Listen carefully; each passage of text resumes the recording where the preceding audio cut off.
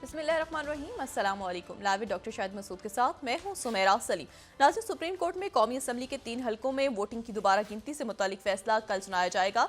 Chief justice काजी फाजिला साहब की सरबराही में 3 रुकनी बेंच फैसला सुनाएगा, जबकि मौलाना फजल रहमान साहब की जानिब से कहा गया कि मुल्क इंतहाई नाजुक हालात से गुजर रहा है और तबके के साथ मिलकर मईशत की बेहतरी के लिए किरदार अदा करेंगे। इसके अलावा भी दीगर मौज़ूआत पर आज हम गुफ्तगू करेंगे। स्टूडियो में हमारे साथ मौजूद हैं डॉक्टर शाहिद मसूद। अस्सलाम वालेकुम डॉक्टर साहब। वालेकुम जी, आपको भी नहीं। डॉक्टर साहब, आज जिस तरह से मुफ्ता इस्माइल साहब की जानिब से कहा गया है कि IPPs को बंद करो, ये नहीं होना चाहिए, लोग झूठ बोल रहे हैं। उन्होंने कहा कि हुकूमत सबसे पहले टैक्स खत्म कर दे, आवाम को इससे रिलीफ मिलेगा। देखिए, ये जो बातें हैं ना, ये सारी बातें ज़रा पीछे रह गई हैं जी और मामला निकल गए आगे। अरशद नदीम साहब वतन वापस पहुँचे हैं और उनका भरपूर इस्तकबाल हुआ और भी होता रहेगा काफ़ी दिनों तक, क्योंकि मेरा ख्याल है सारा ही पाकिस्तान उनसे मिलना चाहता है, देखना चाहता है, उनसे हाथ मिलाना चाहता है, तस्वीर उतरवाना चाहता है उनके साथ। तो रात को तशरीफ़ लाए और लोग बहुत रात गए तक जागते रहे, देखते रहे उनको TV पे, और बहुत ज़बरदस्त उनका इस्तकबाल हुआ। तो शदीद थक भी गए होंगे, ज़ाहिर है, वो काफ़ी अरसे से वो ज़ाहिर है कि फिर उन्होंने मेडल जीता है और फिर वो उसके बाद मुबारकबाद दें और फिर तो उनको खुश आमदीद। दूसरी बात यह है कि ये पाकिस्तान की सियासत में तो एक बेचैनी है और एक तलातुम भी है और एक इंतहाई गैर यकीनी है और अफवाहें हैं और क्या होगा क्या नहीं होगा, ये सिस्टम तो नहीं चल रहा, तो फिर कैसे? क्योंकि एक चीज़ जो मैं, चाहे कुछ भी हो, मैं एक नुक्ते पे कायम हूँ अपने, और वो जो नुक्ता है वो तो ये है कि जो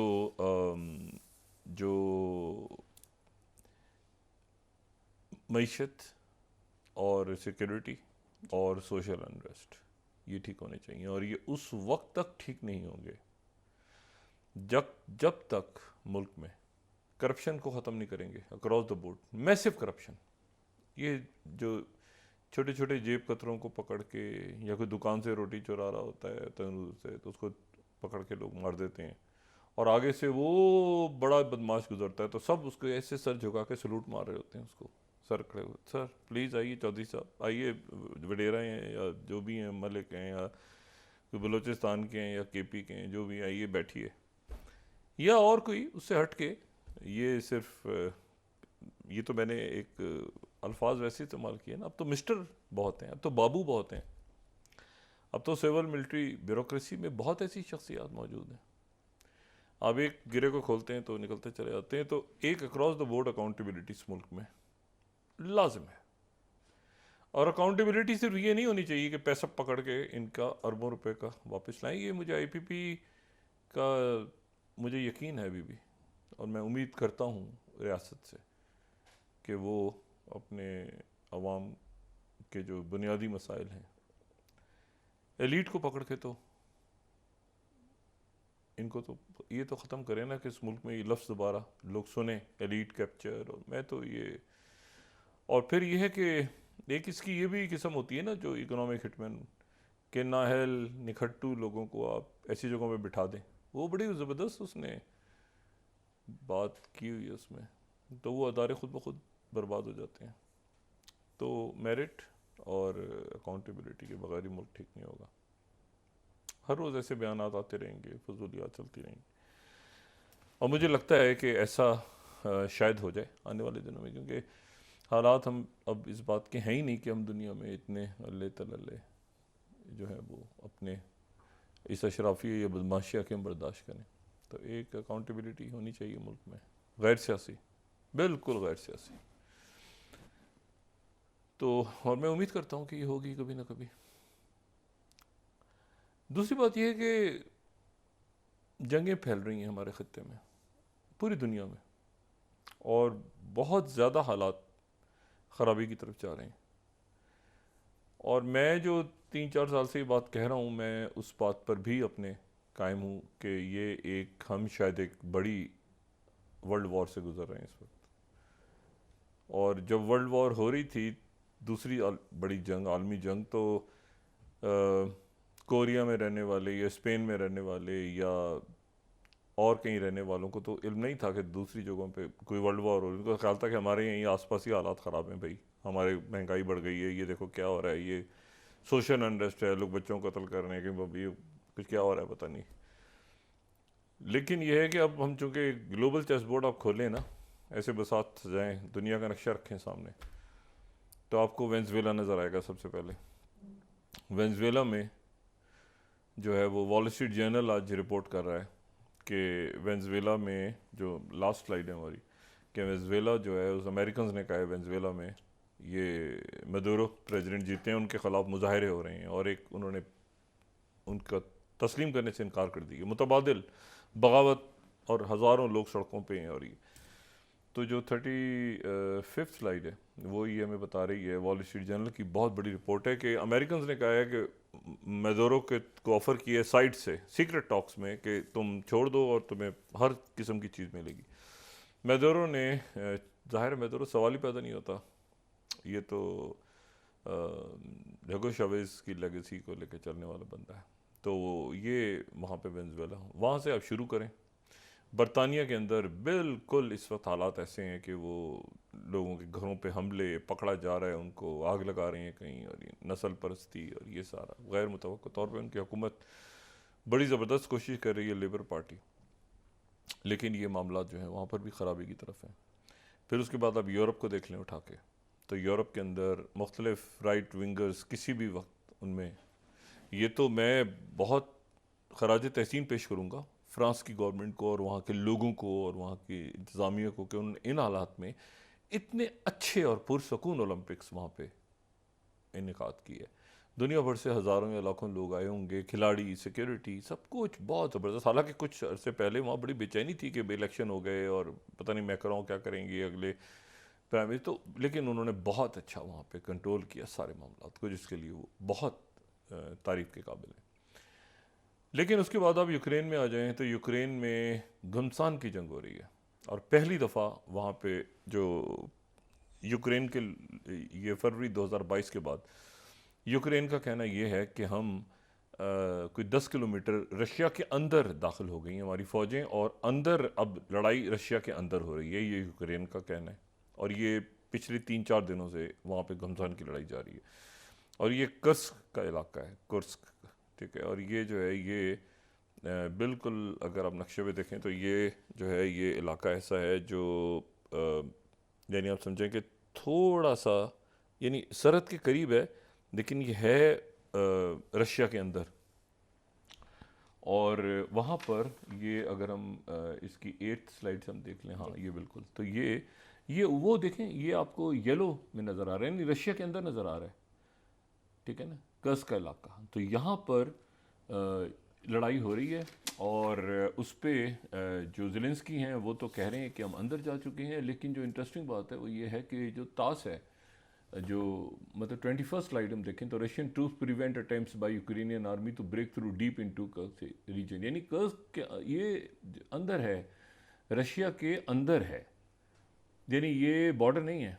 तो पहली दफ़ा जो है वो यूक्रेन की फ़ौज ये कह रही है कि हम कर्स्क के अंदर पहुँचे हैं, यानी इनसाइड द रशियन टेरिटरी। ये फर्स्ट टाइम, वो देखें, वो मतलब ये फर्स्ट टाइम ऐसा हुआ है कि बॉर्डर नहीं, बॉर्डर एरिया नहीं, इनसाइड रशिया। तो वहाँ से जो है वो ये क्लेम कर रहे हैं यूक्रेनियंस, और रशिया भी कह रहा है कि हम वहाँ पे उनको निकालने की कोशिश कर रहे हैं, और ये डिस्टेबलाइज करने की कोशिश हो रही है। हज़ारों की तादाद में फ़ौजी दाखिल हो गए यूक्रेन के, और वो अंदर रशिया के अंदर लड़ाई हो रही है। अच्छा, लेकिन मैं आता हूँ अभी तो इस पे कि यहाँ पर जो सूरत हाल डेवलप हो रही है गज़ा के अंदर, लेकिन फिर उससे पहले ज़रा ये जो बहुत बड़ा नया महाज एक खुलता नज़र आ रहा है, वो नज़र आ रहा है भारत की मशरकी सरहद पे। अगर हम भारत की मशरकी सरहद को किसी तरह से डिफ़ाइन कर सकें इस वक्त, क्योंकि मशरकी सरहद जो है वो इतनी डिस्टेबलाइज हो गई है या होने जा रही है कि मेरा ख्याल है कि जो इंडिया के लोग हैं उनको खुद अंदाज़ा होना चाहिए, उनके पॉलिसी मेकर्स को। जो बेगम हसीना वाजिद हैं, जो शदीद वहाँ पर मतलब कितने साल इन्होंने 2009 से तो नॉन स्टॉप, और उससे पहले इन्होंने नॉन स्टॉप हुकूमत की है, हुक्मरानी की है, और किसी भी किस्म का किसी की मतलब है कि मुकम्मल अथॉरिटेरियन जो कहते हैं ना कि वो इनकी रिजीम, फांसियाँ और पता नहीं क्या गुजरी है। मुझे नहीं पता कि कोई तहकीकात अगर होती हैं तो क्या हमें पता चलेगा कि बांग्लादेश में होता क्या रहा है इतने अरसे। लेकिन आखिर में ये हुआ कि वहाँ पर पॉलिटिकल पार्टियों का जब गला ही घोंट दिया आपने, कोई है ही नहीं ओपोनेंट। यानी मैंने आपसे कहा ना कि केयर टेकर कैबिनेट बनाने के वक्त मसला ये खड़ा हो गया था कि हुकूमत भी नहीं है और अपोजिशन भी नहीं है असेंबली में। यानी एक अजीब सूरत हाल होगी। पार्लियामेंट जो डिज़ोल्व हुई है तो उस पार्लियामेंट में हुकूमत भाग गई और या भगा दिया तालिबान ने, और अपोजिशन थी नहीं, तो अब केयर टेकर कैसे बने? फिर उसके बाद वो चीफ जस्टिस ने बनाई, अगले दिन उन्होंने फुल कोर्ट बुला लिया, फिर वो भी रिज़ाइन कर गए। तो एक एनार्की की सूरत हाल वहाँ पे क्रिएट हो गई, जिसको तेज़ी के साथ वहाँ पे वो काबू में आ रहे हैं हालात। लेकिन having said it, Hasina Wajid India रुक गई, वीज़े उनके इधर उधर पता नहीं क्या कहानी हुई। उन्होंने एक मैसेज अपने कारकुनों को दिया। एक तो उन्होंने कहा मैं वापस जाऊँगी इलेक्शन में, जब भी इलेक्शन होगा। दूसरी बात उन्होंने ये कही कि मुझे जो है वो अमेरिका ने हटाया, और अमेरिकन ने मुझसे कहा था एक वाइट मैन। अब एक वाइट मैन कौन सा था, ये बात हम पहले भी डिस्कस कर चुके हैं इस प्रोग्राम में कई दफ़ा, कि वो कहती रही हैं कि एक सफ़ेद आदमी। अच्छा, सफ़ेद आदमी जो था उसके बारे में दो बातें होती हैं। एक तो ये कि वो गरीब डोनाल्ड लू का नाम आ जाता है बीच में दोबारा। हमारे पाकिस्तानी जिनको अच्छी तरह से जिस नाम से वाकिफ़ हैं, डोनाल्ड लू अपनी जगह पे नहीं है मेरे ख्याल है, वो शायद रिटायर हो गए हैं, शायद हैं अपनी जगह, आई डोंट नो। दूसरा वो पीटर हैस का नाम लेते हैं कि जी जो बांग्लादेश में अमेरिका के सफीर थे। लेकिन मतलब इसकी किसी किस्म का इसमें कोई ये होता है ना कि मतलब है कि अपने आप को एक हीरो बनाने की कोशिश करना कि गैर मुल्की ताकतों ने मेरी हुकूमत गिराई है। हसीना वाजिद जो हैं, अगर उनकी हुकूमत और फिर वो कहती हैं, और ये बात उन्होंने और की कि मुझसे सेंट मार्टिन जो जजीरा है वो मांगने की बात हो रही थी। अभी सेंट मार्टिन जजीरा जो है, ये जजीरा जो है ये इसका नाम अल जजीरा ही था, यानी जजीरा ही रखा था। अरब जब यहाँ आए थे तो उसका नाम जजीरा रख दिया था।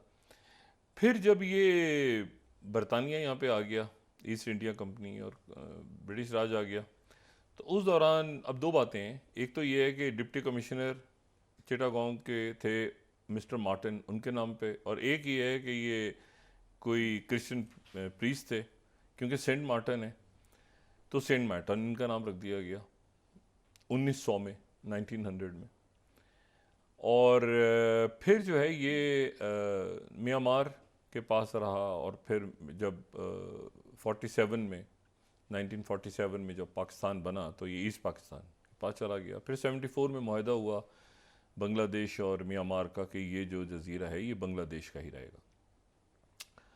अब इस जजीरे के ऊपर वो कहती हैं कि यहाँ पर अमेरिकन ने कहा कि हमें जो है वो एक एयरबेस बनानी है।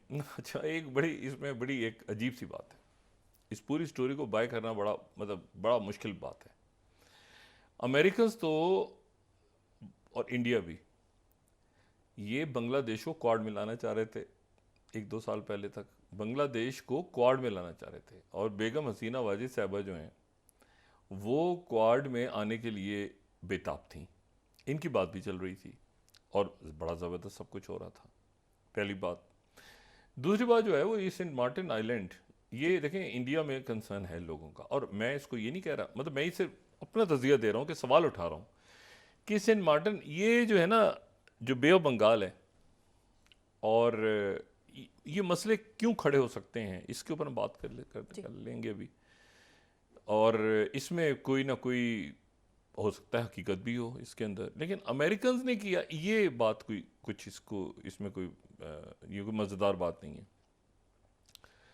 ये जो मणिपुर के हंगामे हो रहे हैं मणिपुर के, और जो मिज़ोरम के हालात हैं, और जो वहाँ पे ये तो सूरत हाल वहाँ तो चिंगारियाँ जो भड़काई हैं वो तो भड़काई हैं बीजेपी ने और आरएसएस ने, और लोग चीख चीख के थक गए कि खुदा का वास्ता वहाँ पे जाके आप सिक्योरिटी का मसला हल करें।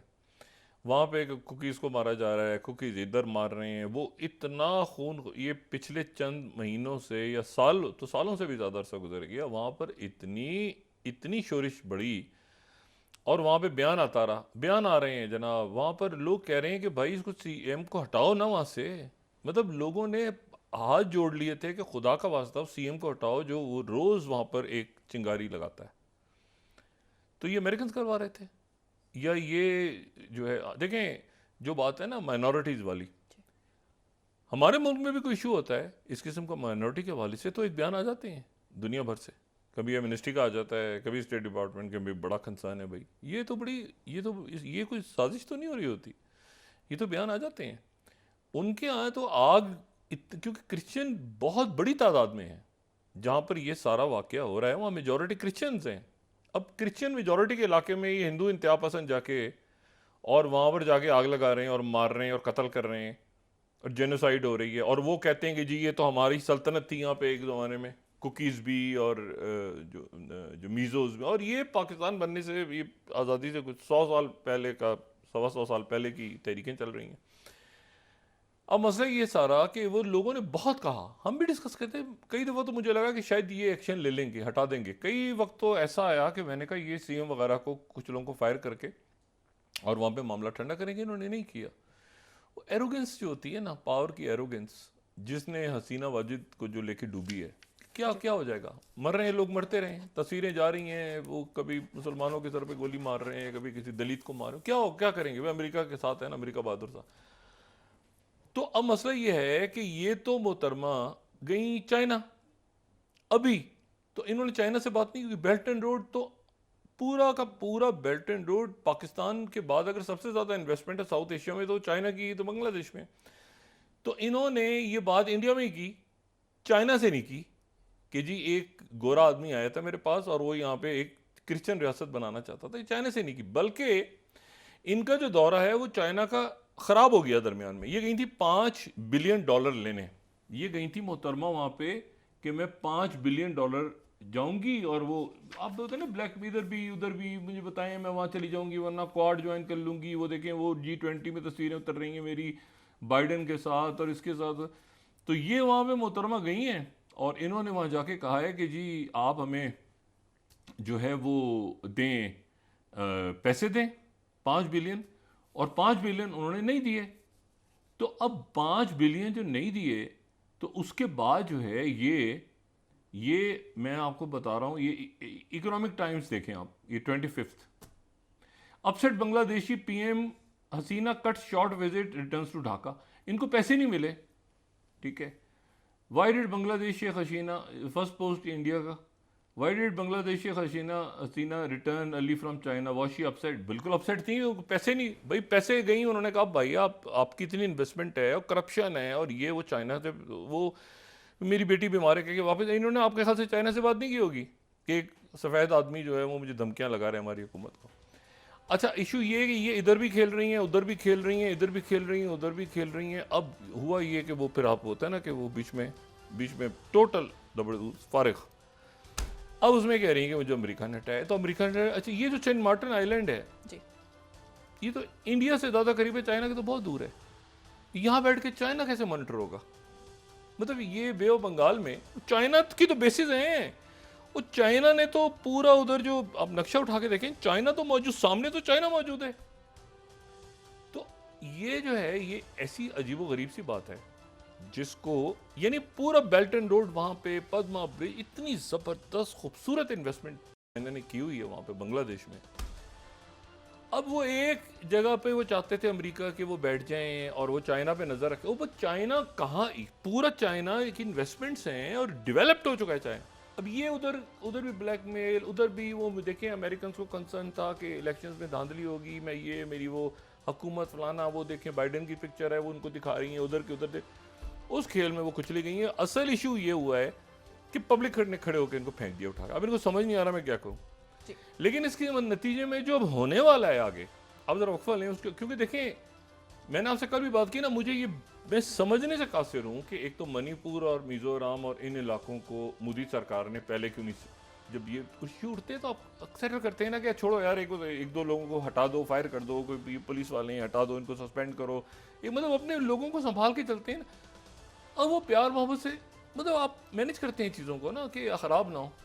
तो वो खराबी की तरफ चले गए मामला, खराबी से खराबी होती गई, इधर बांग्लादेश हाथ से निकल, अच्छा पता ही कुछ नहीं, यानी हसीना वाजी से कहलवा रहे हैं। पहले इन्होंने खुद ये बात की, देन मार्टिन आखिर में हसीना वाजी ने कह दिया। अब मसला ये है सारा, और ये काम उस वक्त ख़राब होना शुरू हुआ जबकि इंडिया के बहुत ज़्यादा मामला बाहर आने शुरू हुए। जैसे कि आज एक, अभी तो गज़ा की बात करते हैं, लेकिन एक बहुत बड़ा तूफ़ान आने वाले दिनों में मेरा ख्याल है, और वो पीछा नहीं छोड़ रहा वो तूफ़ान, वो मोदी सरकार का। वो क्या वजह है उसकी, वो तो ये खुद जानते होंगे, लेकिन वो क्या तूफ़ान है, अब वक्फा लें, उस पर बात करता हूँ। जी नाज़रीन, वापस आते हैं एक छोटे से ब्रेक के बाद।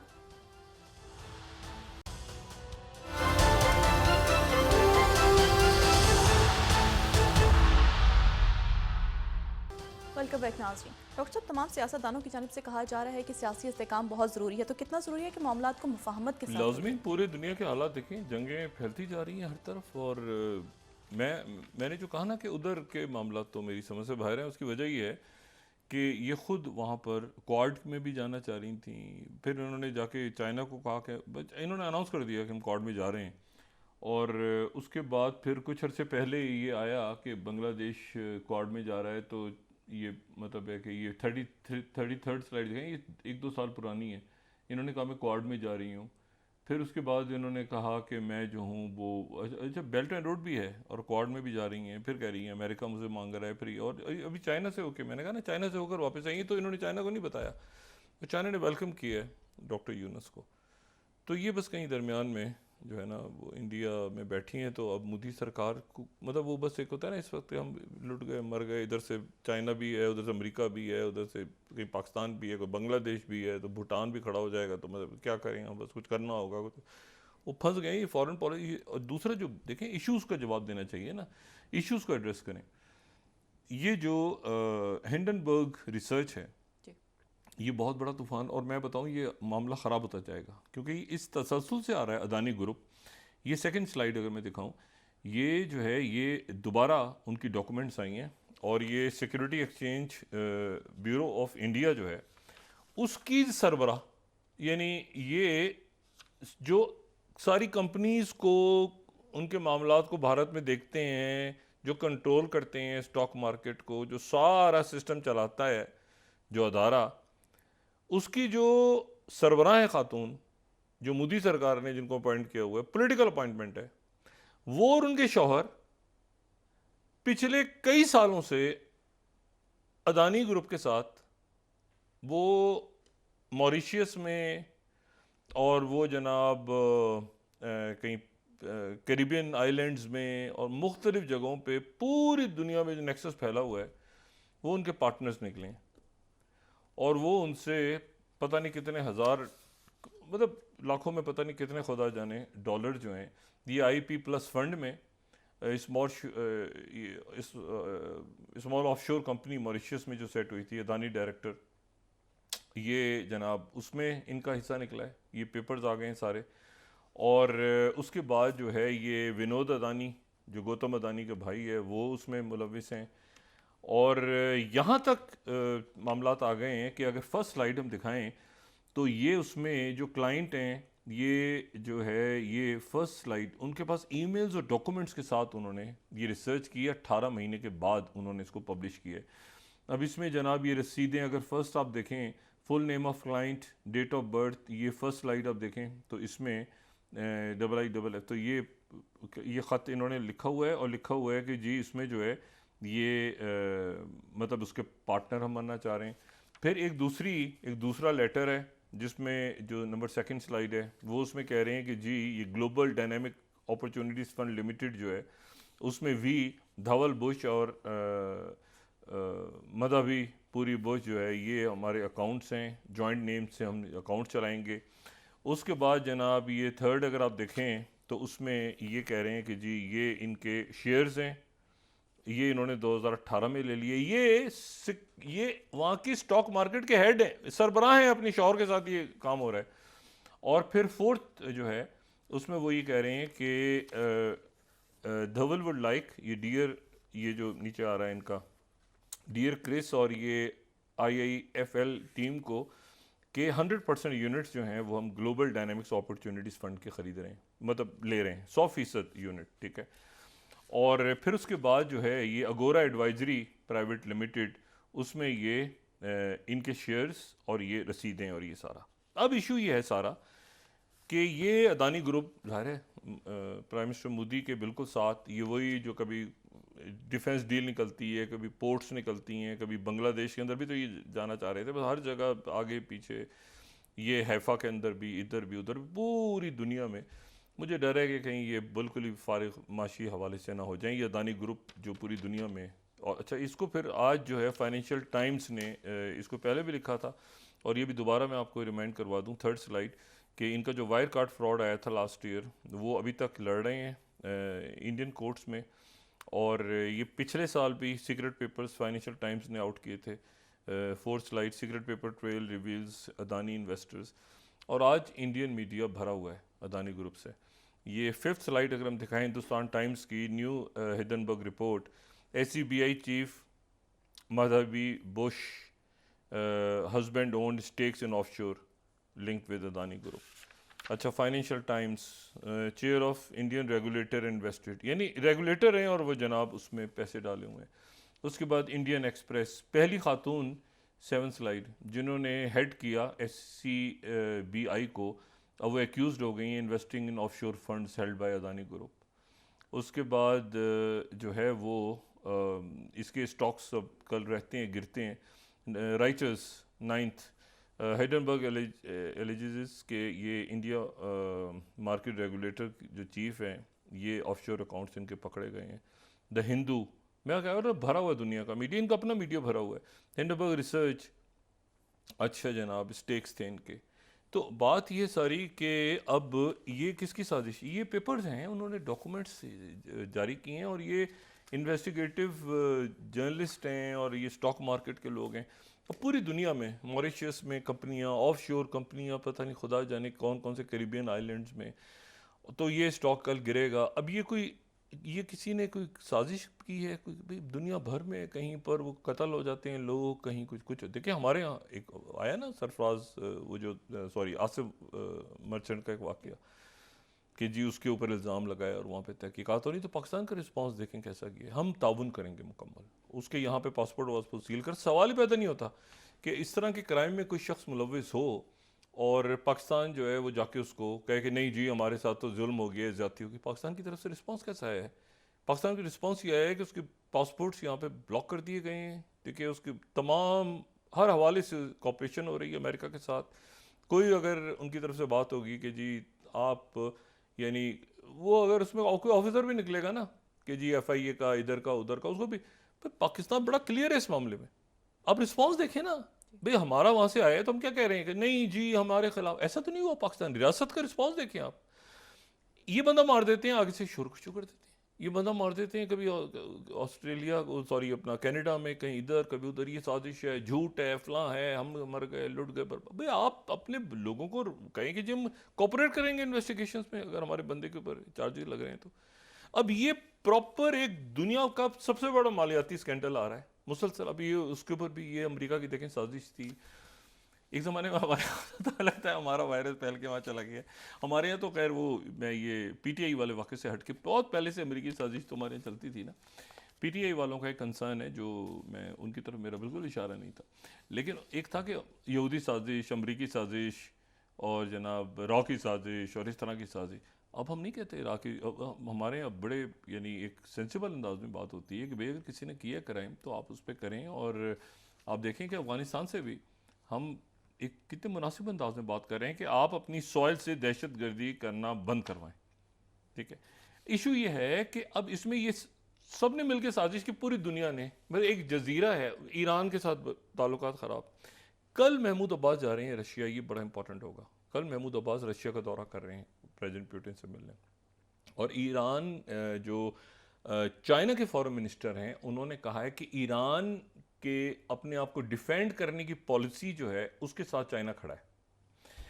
और एक खामोशी सी तारी है, इन्होंने मज़ीद हिजबुल्लाह के ऊपर अटैक्स किए हैं इसराइल ने। इस हिजबुल्लाह ने आगे से जवाब दिया है, लेकिन यह है कि अब वही है बात कि क्या 15 तारीख से पहले कोई बड़ा वाक़या होता है, ईरान रिटेलिएट करता है, नहीं करता, हिजबुल्लाह करता है, नहीं करता, या वो डील जो है उसके बारे में क्या वो मुआहिदा होने जा रहा है, नहीं होने जा रहा। एक बड़ी, एक आप समझें कि वो जब से इस्माइल हानिया वाला वाक़या हुआ है ना, और जब से ये एमोस हॉस्टन की बार बार कुछ नहीं होगा जी, कुछ नहीं होगा, इसराइल कुछ नहीं करेगा, और वहाँ फवाद शुक्र को जो हिट किया है, जो Hassan Nasrallah, Sayyed Hassan Nasrallah के बड़े करीबी साथी थे, तो बिल्कुल कौन एक दूसरे के ऊपर ट्रस्ट ख़त्म हो गया।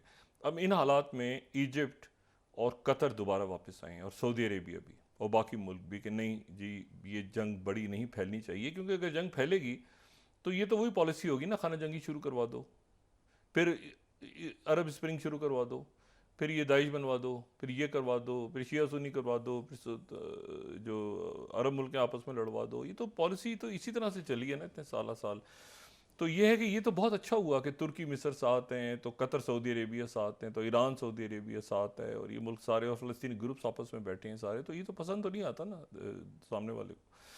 तो उसमें ये कि वो वहाँ पर इन्होंने जाके सारा पलड़ा डाल दिया अपना इसराइल के अंदर। भाई आप अपनी ये किसी ने कहा है आपसे करने को? किसी ने? अमेरिका ने कहा था? किसी ने? अमेरिका ने क्या अमेरिका ने पैलेस्टीनियंस को एंगेज नहीं किया हुआ, महमूद अब्बास को? या किसी ना किसी लेवल पे हमारे से बात कर रहे थे ना, वो बीच में जो इसराइल ने किया उसको छोड़ दे, अमेरिका ने इंगेज, वो मुज़ाकरात हो रहे थे ना, सीज़ फायर की बात हो रही थी कतर में, इधर उधर CIA चीफ आए हैं, बात हो रही है।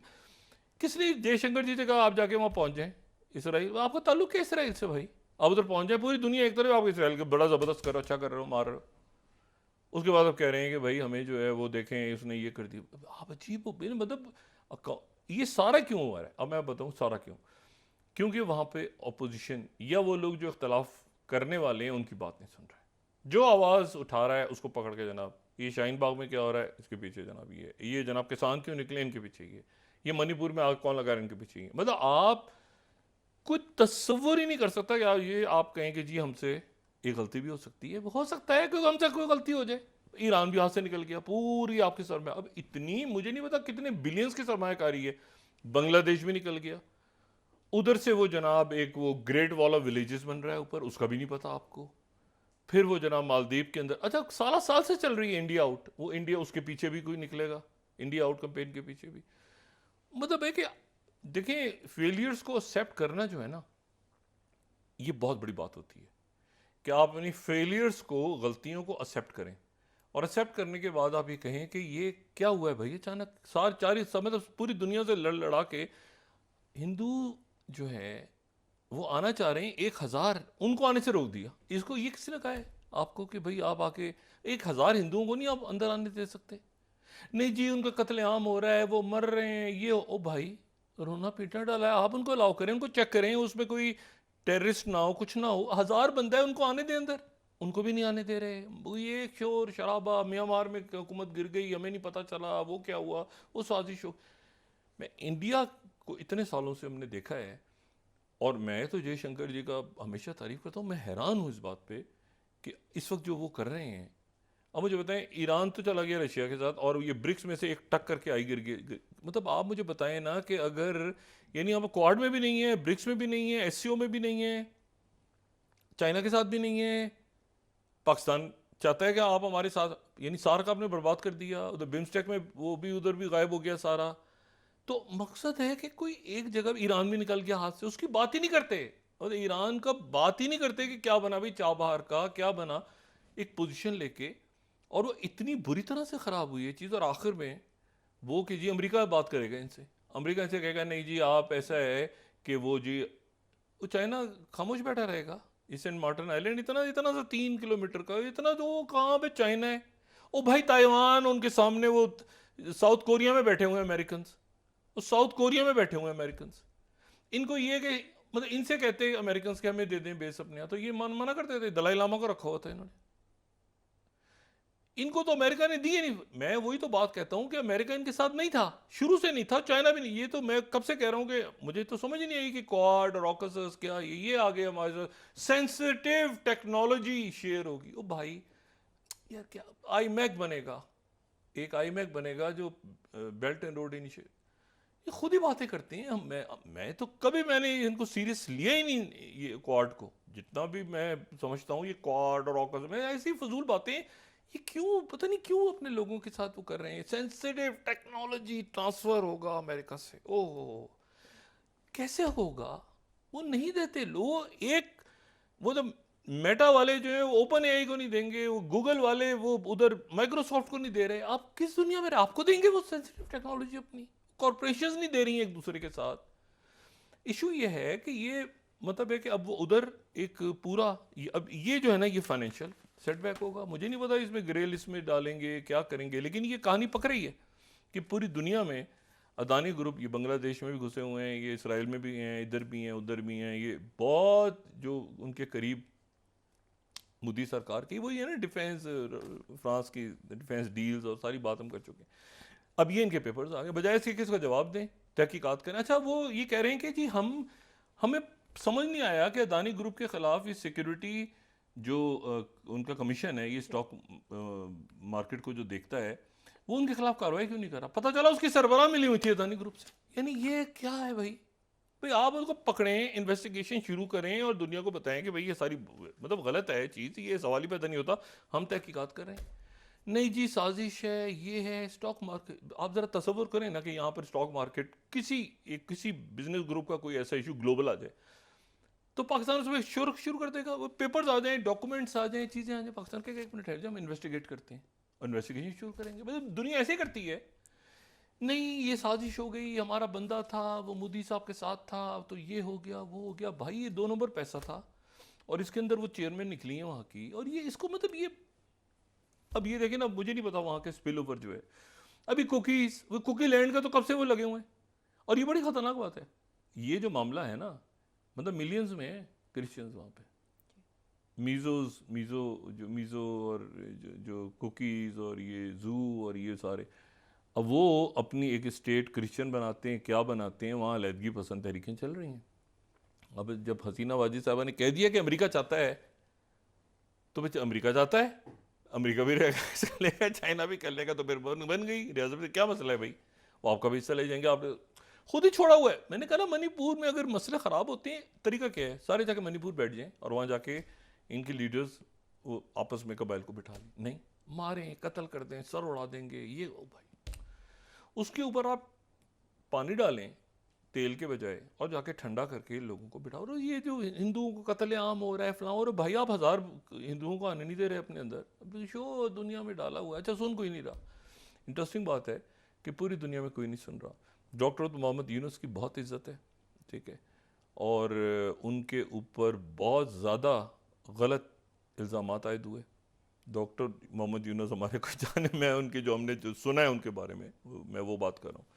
बड़े ज़बरदस्त आदमी हैं और उनकी टीम यहाँ पे आ रही है बांग्लादेश की क्रिकेट के लिए, मेरे ख्याल से कुछ दिनों में शायद। बड़ा यहाँ पे उनका ज़बरदस्त इस्तकबाल होगा। इनको चाहिए अपना वो बॉर्डर बहुत सिक्योर, बहुत इनसिक्योर हो गया है। म्यांमार से रोहिंग्या आ रहे हैं, उधर से ये बांग्लादेश निकल गया। बांग्लादेश में बहुत बड़ी इन्वेस्टमेंट और इनकी बहुत बड़ी इन्वेस्टमेंट्स थी, फिर ईरान में बहुत बड़ी इन्वेस्टमेंट थी। ज़रा हिसाब किताब तो बताएं ना कि कितने पैसे खर्च इन्होंने किए हैं, मोदी सरकार ने कितनी इन्वेस्टमेंट, लुकीज, टैक्टीज, फलाना ढिमाकना, ऊपर से वो मणिपुर, मिज़ोरम, नागालैंड, भूटान, आसाम, वो तो 2 मिनट में वो तो गए, वो तो अब तो कोई भी नहीं सुनेगा बात मोदी सरकार की। अब या ये है कि ये सुने अपनी ऑपोजिशन का मामला, वहाँ पर जो है वो दूसरी आग भड़क रही है मशरिक़ वस्ता में, उसमें भी कूद गए जाके। उसमें देखें ना पाकिस्तान का स्टांस, हम पूरे उस ब्लॉक का हिस्सा है, दुनिया के ब्लॉक का, जिसमें EU भी है, जिसमें रशिया, चाइना, अमेरिका, सारे के सीज फायर और फ़लस्तीनी रियासत में। ये पहुंच गए जाके इसराइल में। मतलब एक होता है ना कि छलांग मार के पहुंच गए कि जी हम हाजिर हैं। वो क्या चाहिए हमें, असला चाहिए मारने के लिए, ये चाहिए वो चाहिए। आखिर मतलब आपको मतलब मुझे पता नहीं, खुदा जाने। मैं अजीत देवल का तो कम से कम एक्सपेक्ट कर रहा था कि वो रिज़ाइन करेंगे इज़्ज़त से, लेकिन ये है कि वो भी हसीना वाजिद को रिसीव कर रहे हैं जाके। क्यों आई हो दीदी, क्यों आ गई हो भाग के वहाँ से? मुझे अच्छा ये हो गया तुम्हारे साथ, मतलब यार कमाल करते हैं आप, हमें पता ही नहीं था। अच्छा क्या हुआ बताओ ना, हमें क्या हुआ? वो आपको प्रेस कॉन्फ्रेंस करेंगी शायद। तो मतलब है कि एक ऐसी सूरत हाल बदकिस्मती के साथ होता है ना कि रीजन पूरा डिस्टेबलाइज हो गया। इनके मोदी साहब अगर अपनी इनकी अपोजिशन की बात सुन लेते या ये है कि वो हसीना वाजिद थोड़ा सा सुनती कि भाई मुझे अपने लोगों के साथ क्या करना है, तो ये नौबत पेश नहीं आती। लेकिन वो जो नेतन्याहू ने और ये इसराइल ने किया इतने साल, वो भुगत रहे हैं। अब फ़लस्तीनी तो चले गए, ये तो सीज़ फायर, और ईरान क्या करेगा, हिजबुल्लाह क्या करेगा, ये तो सीज़ फायर होती है नहीं होती, ये तो एक तरफ का किस्सा है। वो 40,000 से ज़्यादा, अब तो 41,000 शायद, उससे भी ज़्यादा, 50,000, कितने खुदा जाने फ़लस्तीनी बच्चे औरतें शहीद हो गए। उस जेनोसाइड का मुकदमा कहाँ चलेगा? और उसका सीज़ फायर अगर हो गई, नहीं हुई तो फिर क्या होगा? एक सवाल। और अगर हो गई और ये मामला, लोग दाखिल हो गए एक दफ़ा कैमरों के साथ गज़ा में, और उन्होंने देखा ये हुआ है गज़ा के अंदर, यानी उस एक स्कूल में, ये स्कूल का साइज कितना होगा, उसमें 2,000 पाउंड के आपने वो गिरा दिए, जो वही 45 फुट की जो थी कि वो गड्ढा बन जाता है। तो कितनी उसमें कितने बच्चे, कितने लाशें दफन हो गई, वो मतलब है कि वो इज्तिमाई कब्रें निकल रही हैं हर रोज़। तो वो अंदर जो हुआ है, तो ये अब उससे भी डर रहे हैं कि भाई एक मिनट ठहर जाओ, वो IS अनवर तो हत्या नहीं लगा। और हमास की, मैंने आपसे कहा था कि बहुत सारी बटालियंस दोबारा उनकी वो मुनज़्ज़म हो गई, हमास दोबारा, उन्होंने वो अभी तक फायर कर देते हैं हर थोड़े दिन बाद ही, कहते हैं ख़त्म हो गया सारा, वो कहीं ना कहीं से 2 रॉकेट फिर इनके सर पे गिरते हैं आके। तो ये मतलब है कि बहुत ज़्यादा ख़राबी है इस वक्त पूरी दुनिया में। और ये मेरे लिए हैरान कुन है कि ये बात अमेरिका पे डाल रहे हैं, और इस पे अमेरिका पे डालना होता तो चाइना, वो चाइना ने तो मुबारकबाद दी है डॉक्टर मोहम्मद यूनुस को। तो ये बहुत अजीब सी सूरत हाल डेवलप हो गई है, और ये कि अब ये इसको संभालें, क्योंकि ये तो हम तो बहुत अरसे से कह रहे हैं ये बात, और मैं तो बहुत अरसे से कह रहा हूँ कि हमारी तरफ तो सुकून है, उधर प्रॉब्लम है, उसको क्यों नहीं आप एड्रेस करते। लेकिन ये कि चिकन नेक, सिलीगुड़ी कॉरिडोर, ये तो मेरे ख्याल से 3-4 सालों से हम डिस्कस कर रहे हैं प्रोग्राम में। तो बस दुआ है कि ये सुकून हो, या तो पीस टॉक शुरू करें। सार्क होता इस वक्त सार्क को रोल प्ले कर देता, SCO में भी ये नहीं है। मतलब अजीब, मैं अब अफगानिस्तान से अशरफ गनी भाग गया, उसका नहीं पता चला क्या हुआ है, मतलब कुछ पता ही नहीं चला, मतलब क्या कर क्या रहे, कुछ पता ही नहीं चला। अच्छा बाद में पता चला है अमरुल्लाह साले, कौन अमरुल्लाह साले, मतलब ये क्या क्या ये, मतलब बड़ी, मतलब it's not a bad foreign policy, it's pathetic. बहुत शुक्रिया डॉक्टर साहब। नाज़रीन, के साथ ही आज का प्रोग्राम अपने अख्ताम को पहुंचा। मुझे सुमेरा सलीम को इजाज़त दीजिए। अल्लाह ने के बाद जी डॉक्टर साहब। अपने दोस्तों, रिश्तेदारों, गिरदोनवाह के लोगों का सब ख्याल रखिएगा। अल्लाह हाफ़िज़।